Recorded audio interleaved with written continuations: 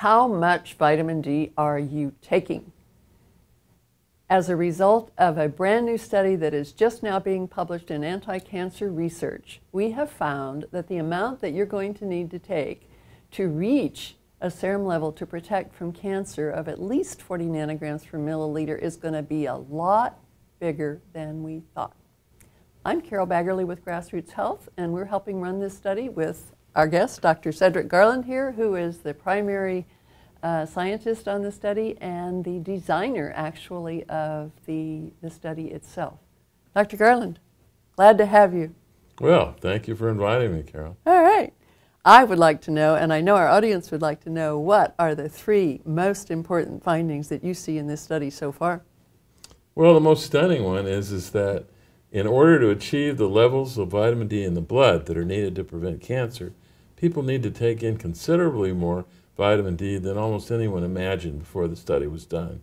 And what the study found is that a minimum of 1,000 international units is needed, up to a maximum of even more than about 8,000 units, although we'll call it that. And you can't tell in any individual what the intake should be just by estimation. We found that it's absolutely necessary to get the level in the serum and to keep it in the range from 40 to 60 nanograms per milliliter, which is now universally accepted by the vitamin D community as the safe range for the prevention of a wide range of diseases: breast cancer, bowel cancer, multiple sclerosis, type 1 diabetes, and excessive falls, idiopathic pain, a whole series of things for which there are studies supporting a benefit.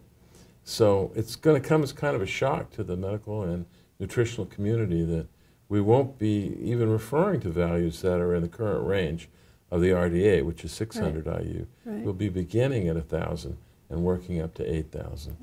One last detail on it, too, that I should make clear is that it's now gotten very easy for people to test their vitamin D, because what this study did was to have people test their own vitamin D by making a little pinprick and squeezing the blood onto a blotter, sending the blotter to a laboratory, and then getting the results. We've demonstrated with this study that that method works well for science and probably for individual decision-making. Right. One of the things that you mentioned was that you can't tell what your vitamin D level is without testing. Tell us a little bit about how the test results varied. What's the range of variability? They were all over the board. We have some people that would be taking low amounts of vitamin D and would have surprisingly high serum 25-OHD levels. On the other hand, there are many people that were taking very high doses, up to 8,000 or more international units a day, that had surprisingly low serum 25-hydroxyvitamin D, which is the measure of vitamin D nutritional status. So the study shows that it's just impossible to estimate it. It would be like trying to determine someone's blood pressure from looking at them. You actually do have to measure it. I think that's an excellent point. You can't tell unless you measure, because the human variability is very great with vitamin D. Oh, it certainly is, dose for dose. It's just not possible to say. You can get in the ballpark, but not beyond that. But the main point is that we need a lot more vitamin D than anyone imagined before this study was done. The second is that we can't decide on how much vitamin D to take very accurately without measuring the vitamin D level and monitoring it after changes have been made. And the third point is that we want to get everybody up to 40 to 60 nanograms per ml.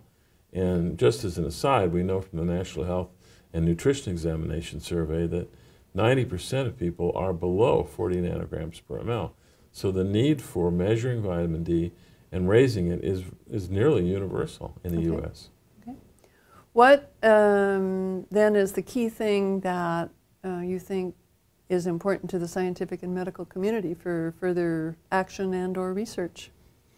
Well, I think it's a realization that the levels that are being recommended, even as recently as the December 2010 report of the Institute of Medicine, are far too low to produce benefit. You mentioned in the study we found that people needed to take a lot more vitamin D to get to these higher levels. Was there observed in the study any examples of any adverse events or toxic effects? No, in this study, which was for a brief period of time, but nonetheless looked at people who were taking up to 10,000 international units a day. We did not see any evidence that there was a trend toward an increase in risk of the normal concerns that go with vitamin D overdosage. So it doesn't appear that in the range needed for prevention of cancer and other diseases that there is a risk so far. That is really good news. And it's good news on many fronts because there's such a large group of people in the study. But secondly, even with the Institute of Medicine report, they talked about the no adverse event level being 10,000 IU. And that is certainly what we observed. But we observed it in practice and not just in thinking about it. So that's great. And it's, in a way, a good sign that the Institute of Medicine anticipated the findings of this study when they discussed it and came up with the conclusion that there were no adverse health effects associated with intakes up to 10,000 IU a day. And this study really puts the confirmatory stamp on that assertion from the IOMs. Where else are we going to go with this study? Well, the next step will be to have a longer period of follow-up to help confirm that there are no adverse effects, and ultimately long enough to begin to confirm benefits that are anticipated from nearly 100 prior studies that have not looked at people who are taking in this level of intake in the range from 1,000 to 8,000 or so IU a day. That expanding the number of people to increase statistical power, expanding to other countries, other cultures, and other demographic subgroups within the United States, which will increase the generalizability of the findings. The article is published in the Anti-Cancer Research Journal, correct? Yes. And its date of publication is February the 20th, 2011. Are you going to have a party? I think we should. Pity not to recognize it because it will be a watershed moment in the field of choosing the amounts of vitamin D that are needed to prevent illness. Thank you. My pleasure. All right.